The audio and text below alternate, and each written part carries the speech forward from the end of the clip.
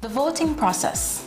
Once you have been identified as the elector you claim to be, you would be given a ballot paper that is stamped at the back, top and bottom halves in your presence.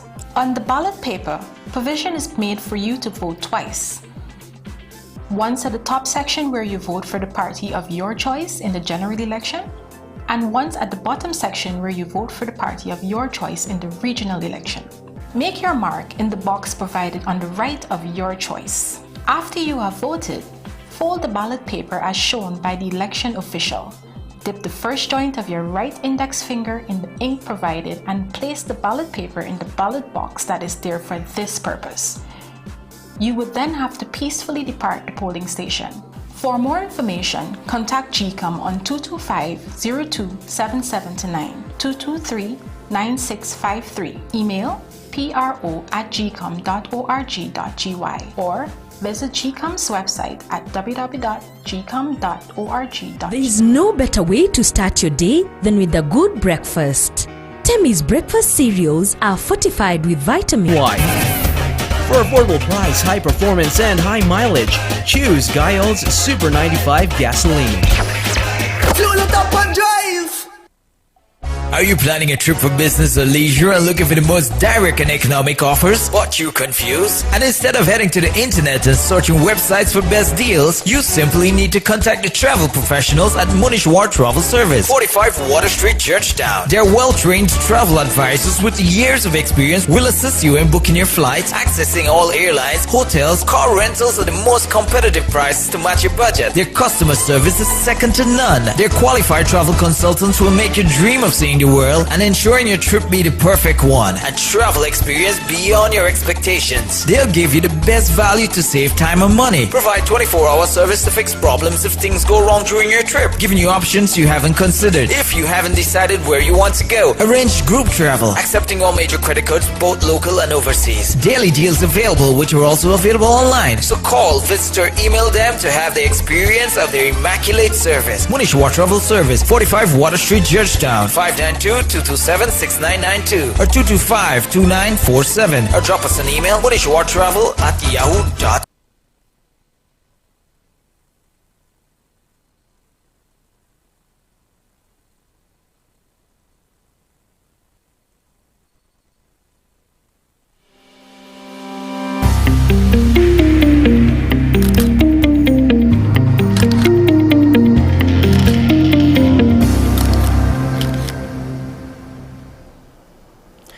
Good day and welcome to another edition of Vantage Point. I'm your host, Lelon Marshall. Today we'll be talking about housing development in Guyana, and as a guest I have the Chief Executive Officer of the Central Housing and Planning Authority, Mr. Lelon Saul. Mr. Saul, thank you so much for joining me on Vantage Point. Thank you, Svetlana. Mr. Saul, housing is very critical to Guyana, and I know as of now there are some 60,000 applications, active applications in the system. And my research told me that there were approximately 66,000 surface lots that were developed in 380 areas from 1995 to 2015. If you could tell me about what would have transpired after 2015, between 2015 and 2019, what is the situation? How many house lots were developed since 2015?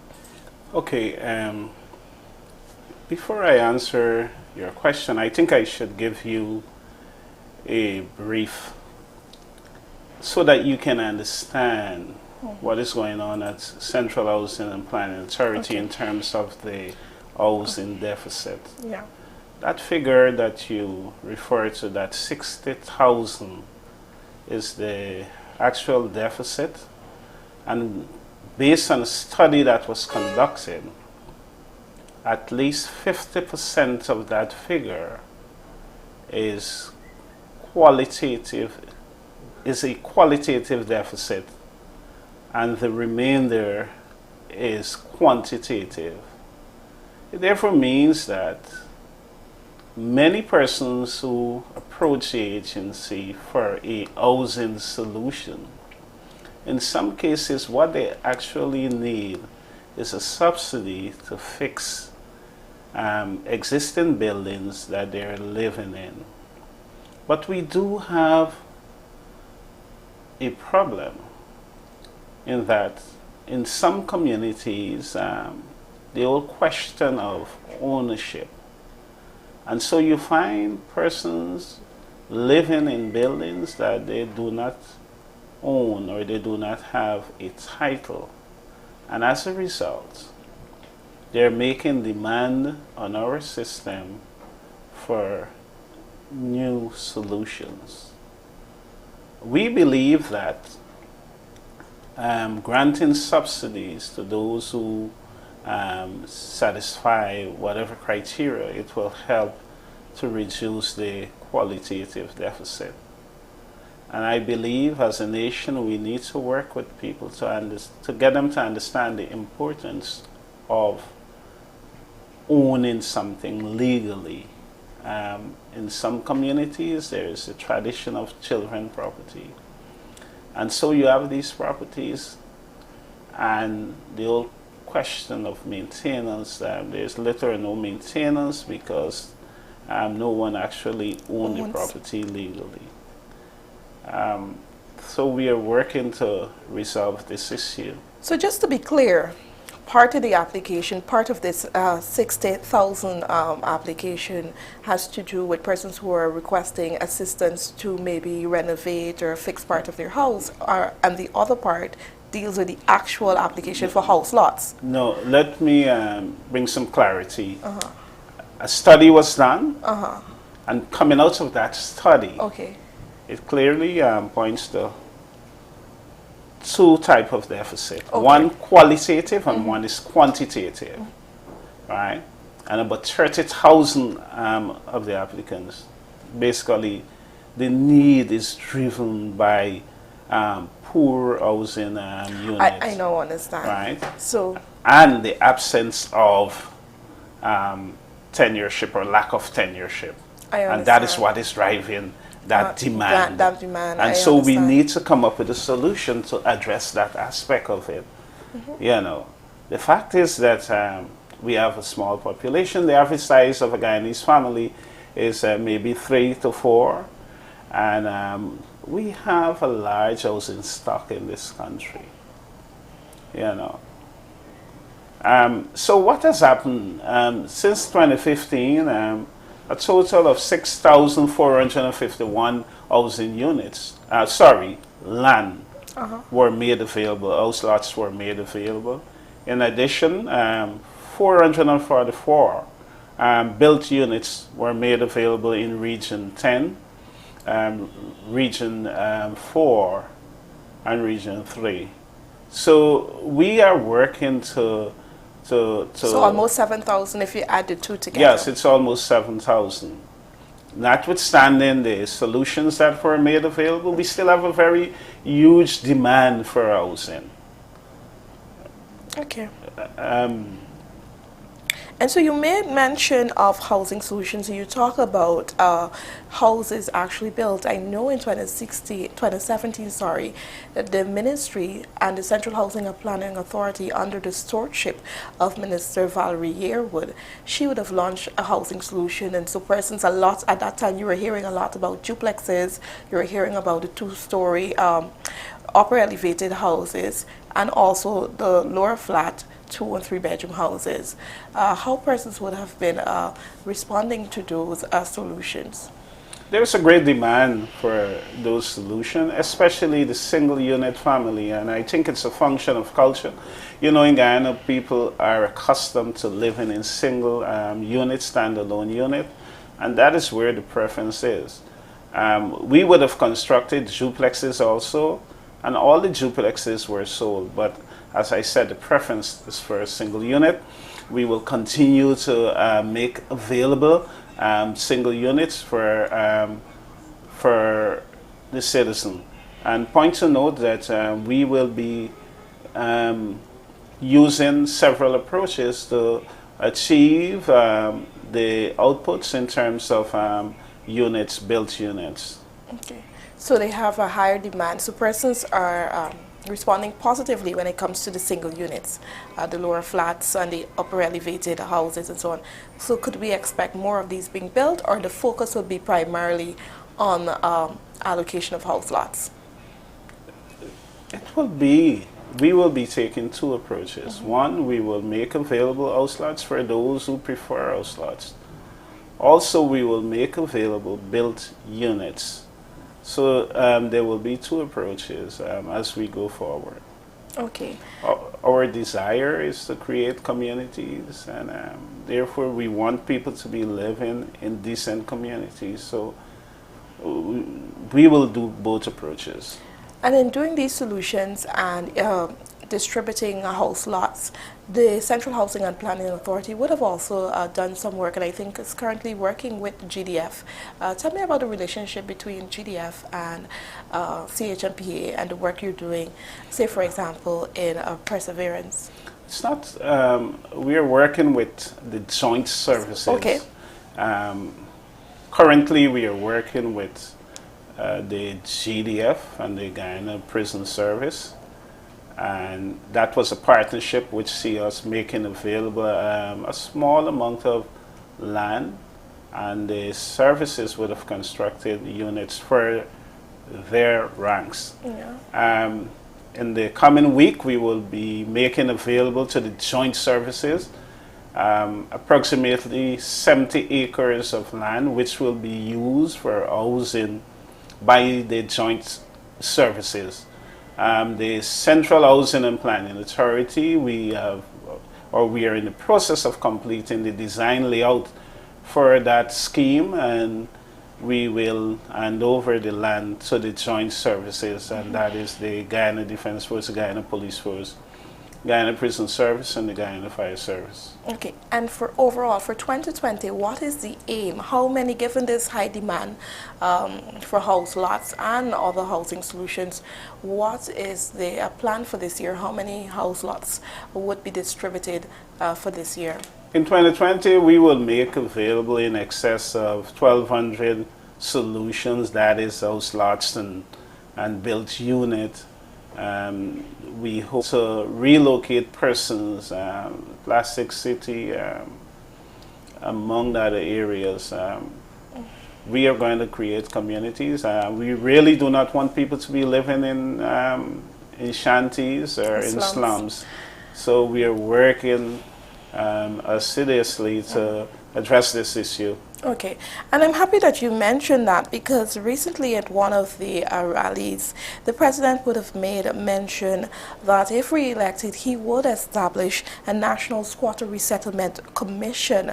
How important is such a commission at this point in time? And before you answer that question, I would like you to maybe go a little more in depth on what the areas that cannot be regularized, for example, Plastic City. Yeah. Are persons who are living in what we call zero tolerance area, like the Lamaha Conservancy. We cannot regularize those persons. So what we are doing, we are working on a plan to relocate those persons. Those areas that can be regularized, we will regularize persons. But what we must understand is that there's always a difficulty in regularizing a squatter settlement because of the design layouts and so on. Roads and the size of the lots may not be what of the approved size, and so when people move into these areas, sometimes you find buildings want to discourage people from squatting. As we move people into new areas, we are going to ensure that they're placed in a decent community, a functional community. We will ensure that there is adequate housing. And adequate housing is more than a roof over your head. It's a community that has social amenity, it has proper road network, so you can get to and fro work. There must be an ease of communication, and all these things must be there. And for example, if I may make reference to the Broad Street families that were recently relocated. If you go to Prospect, you will understand and you will have an appreciation for what I'm speaking about. Now, these people were removed from a slum, and today they're in a community that will allow them to live a decent life. And that is what we are trying to achieve. At CH&PA, we are currently inventorizing all the squatter settlements across this country.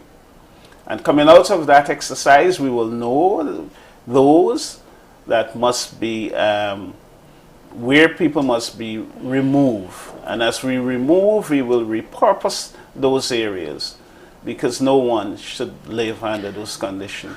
If you could say overall, how many areas would have been regularized, if you have that stats available now? And the other thing is, even as you move to assess how many squatters there are across the country, I know people, when they hear, well, there's going to be a resettlement commission or the persons will be relocated, some people, and that's the sad reality we face, some people use the opportunity to go and squat with the hope that they would be given a house lot. What would you say to those people who are thinking like that? We, as I said before, we would want to discourage people from squatting. Squatting is illegal, and squatting does not help in the creation of communities. We want our citizens to live in cohesive, as we say at CH&PA, in cohesive, empowered, and sustainable communities. And in cases where people go to squat, it really does not help us to create sustainable communities. So we want to discourage people. We would have regularized a total of 1,500 lots between the period 2015 to 2019. And that is in the Sophia area, Mount Sinai in Berbice, New Amsterdam. And there are a few other areas where we would have done work. Okay, and in addressing the issue of squatting, I know there was an IDB project that was launched some time ago, a $27 million adequate housing and urban accessibility program. And part of that program will focus on subsidies, and you made reference to subsidies, and another part will focus on the construction of core houses. I think some 250 core houses are expected to be built. What's the situation with that program? An update? Okay, under the Adequate Housing and Urban Accessibility Program, the program has about 3 components. One of the components addresses civil works and infrastructure upgrade. Next component is subsidy, and we have 2 types of subsidies. We have the home improvements and the core house. And the third component is institutional strengthening. That program is in progress. In terms of the subsidies, we are currently going through the beneficiary selection process for home improvement subsidy and core houses. And we are working currently in the Sophia area, and very shortly we will disburse subsidy for home improvement and the core houses in the Sophia area. I think it's well established by now that the program will be moving along the east bank of the Demerara in those low-income communities to Grove Diamond and also across the river in Farfaith Harmony. Okay. So we have achieved the roads and bridges that are in place, and significant upgrades were done in terms of the road network.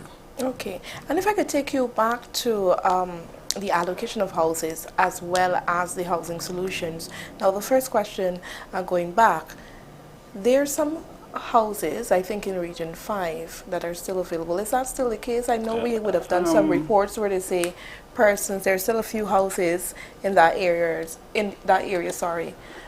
There might be just a few. Yes, maybe 2 or so. I think the problem in Region 5, again, it has to do with the culture of people. The people in the region prefer house lots so they can build their own home. It's unlike in Region 4 or Region 3, there is a great demand, or a greater demand, I should say, for built units. Okay, and there will maybe sourcing additional lands to meet the high demand currently there. We spoke about having an area designated or being handed over to the GDF for joint services. What are the sort of collaboration CH&PA is having to maybe develop lands or source lands for housing purposes? Okay, we are currently, or there is ongoing engagement, I should say, with the Guyana Lands and Survey Commission. You know, the commission is the custodian of state land. And the Lands and Survey Commission is one of the primary source where we secure land from. Additionally, lands from Gaisuko, those lands that have been divested, of course, we purchase some land from Gaisuko for the purpose of housing. But as we move forward in the housing sector, I rather suspect most of the land that we will acquire in the future will come from the Guyana Lands and Survey Commission, since we are more likely to move inland. And you know, most of Gaisuko lands are on the coast. Yeah. The other thing is, if we could talk a bit about the quality of houses with regards to the housing solution and the houses the Central Housing and Planning Authority would have built since 2015, because in the past I know persons were given, I can't recall the name of the houses in Perseverance, but there were some complaints about quality and certain parts of the house reportedly collapsed and things like that. Have you had similar complaints, or you would have maybe hold the contractors to the contractor, to the agreement? We continue to receive complaints even about the houses that were built under the housing solution. However, there is a defect liability clause in the contract, and in cases where defects are manifest themselves within a short period of time, the contractor or the contractors are held liable, and we expect them to fix those problems. Okay. And going forward, could we expect maybe another expo this year? I know the authority would have been hosting expos to showcase its products. Yes, I think so, because as we go forward, we hope to embrace several approaches to address the whole issue of housing, and therefore we would want to showcase what we are doing, and so people can have an appreciation for our services and the goods that we will offer. Mm-hmm. And if we could look at figures financially, how much money the Central Housing and Planning Authority would have invested into housing development, say, since 2015, if you could, if you have that figure? Well, since 2015, I think we would have invested approximately 10 to 12 billion dollars in the housing sector. 10 to 12. And to our viewers listening, I know some persons probably would want to know more about how to apply, the process, where do you go. Just share a bit about that for us as we wrap up today's program. It is very simple. All that you need to do, approach any one of the Central Housing and Planning Authority office. In Georgetown, it's at the main office at 41 Brick Dam and United Nations Place. We have regional offices in the Western Marais, Crew Island, and Villeneuve, at Fort Wellington in the Mahaica-Berbice region, at New Amsterdam in the East Berbice Quarantine region, and at Linden in the Upper Demerara Berbice region. Mm-hmm. So all that you need to do is to go to the office and you purchase a form. It's very a small amount, just for $200. Yeah. And you complete that forms. There are some documents that you're required to submit. That is your tax identification number, your birth certificate. If you're married, your marriage certificate, proof of employment, and your national ID card. The other thing is, persons would say, oh, I applied in 2018 or I applied in 2017, and of course they probably do not understand the amount of applications in the system. But I know Central Housing and Planning Authority would have gone back way into the 1990s, where you had applicants and you were trying to identify or to make contact with those persons. Have you been able to do so, and explain how persons are awarded? Because people think that maybe as soon as they apply, they should get a plot of land. Well, it's difficult for us to address that demand when the demand is. So, if demand is being made today, yeah, it is difficult, if not impossible, for us to address it. And so we ask people to give us some time. What we are doing currently, we are going through the application. We have application as way back as 1991 in the system. And so we are calling persons to come in, and we are making an offer to them. There are cases though where there are individuals who might find themselves in difficult circumstances, and as a result the rule might be bent to accommodate them, you know, because there are cases, women in situation of domestic abuse, and that person might only apply last year, yeah, and we must address that demand. We cannot say, oh, you have to wait for the next 2 or 3 years. So people must understand that. I want citizens to understand that. The other thing is, there are persons who would have been allocated house lots for a number of years. I know when you sign up your application, they ask you, do you want to build within 6 months? Do you want to build within a year? But there have been people who would have had their plot of land probably for 10 years, 5 years, and they would not have constructed anything on that, on their lands.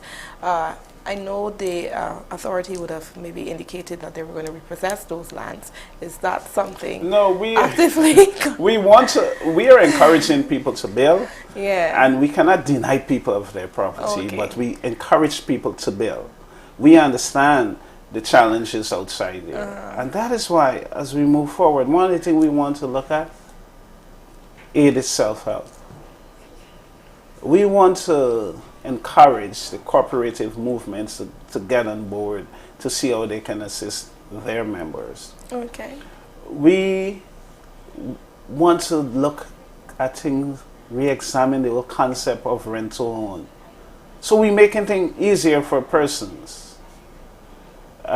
We are looking at the Housing Development Fund, the legislation that creates a Housing Development Fund, to see how we can use that fund to make mortgages available to persons.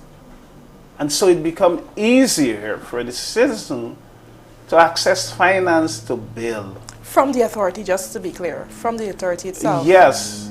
It does not mean that the authority will manage that fund. Yeah, we can get a understand. financial institution managing that fund. But we want to help citizens, right? And we are serious about providing a roof over every family head. It's something that we want to do. And we understand the challenge. This is not every individual who receive a house lot from CH&PA, for example, will say, I am not building. There must be a reason why people are not access building. to finance. It's access to finance. That is a big problem. And we must address it. You know, I know of many persons, or I know many persons who have house lots and bushes are growing on them. You know, but yes, still is the aspiration of every Guyanese, whether or not he can afford to build a house, to acquire a house lot. Yeah. Because land allows us to create wealth. Okay. And we should not deny anybody the right to own a house lot. Okay. Mr. Saul, any closing words as we wrap up today's program about what Central Housing and Planning Authority is doing and its services and so forth? Any closing word? Well, I just want to give you an insight into what we will be doing we will continue to improve the infrastructure in all the schemes. The approach that we would have taken over the years when it comes to infrastructure development is what we call incremental development. And so we move into an area and we remove the vegetation, we put in the infrastructure starting with the roads, and and the roads are constructed up to loom level. And then we might put crusher run, and then we will put asphaltic concrete. And so we have to bring all those schemes, the infrastructure work, to an end. So we have to complete them. And so we'll continue to work on that. And even as we go forward, we have to relook at that policy.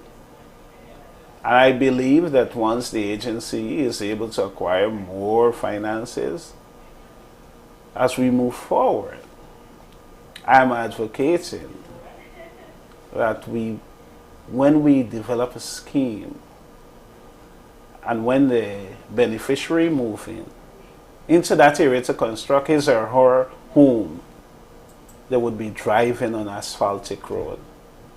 And so that is what we should strive to achieve and move away with incremental development, because it is costly.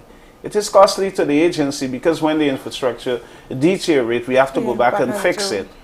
And to the citizens who are living there, the residents, it's costly to them because their vehicles damaged and so on. We will develop new housing areas. In 2020, we will develop new housing areas at Prospect, LBI, Cummins Lodge, Mondripo, Hope Experiment, West Berbice, Fourth Ordinance, number 79 and 75 villages. On the Corentyne coast, we will extend those housing areas. As a matter of fact, we have work ongoing in Prospect at Cummins Lodge and Mondripo. We will continue to construct housing units, and we are going to do that shortly at Prospect and on the Neiman across the river. Is there a number that you're working with for the housing units? Yes, we have some preliminary numbers that we are working with. But even with the construction of housing unit, we are going to use at least about two approaches, because CH&PA, we by ourselves cannot satisfy that demand. And so as we go forward, there will be public-private partnership, and where we will make the lands available. We work with the developer to identify the beneficiary. And so the beneficiary actually would be selected by us, and they go to the developer. They pay us for the land, and the developer, of course, will hand over the unit. They have to pay the developer for the housing unit. So that is what we will do. Okay. Right? As a matter of fact, we are in discussion with several developers, both local and international, to see how we can address this problem. And we would like to see our developers embrace new technology that will allow for rapid construction of housing units. Because the current method that we use, it takes time to deliver one unit. And of course, technology can allow us to produce at a much faster rate. We will continue to work with communities, especially informal settlement, and address all informalities. And in addressing informalities, it's important that we collaborate with agencies.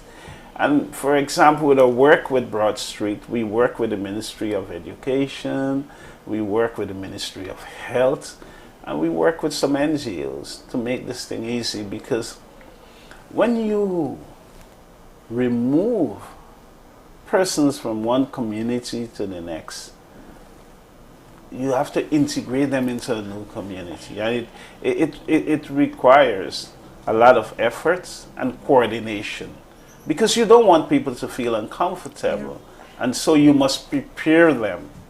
And that is what we will continue to do in 2020 and beyond, as we work relentlessly to address the issue of squatting throughout this country. Okay, Mr. Saul, I must say thank you so much for joining us here on Vantage Point. And with that, we've come to the end of this edition. Do join us tomorrow for another edition. I've been your host, Svetlana Marshall. Goodbye.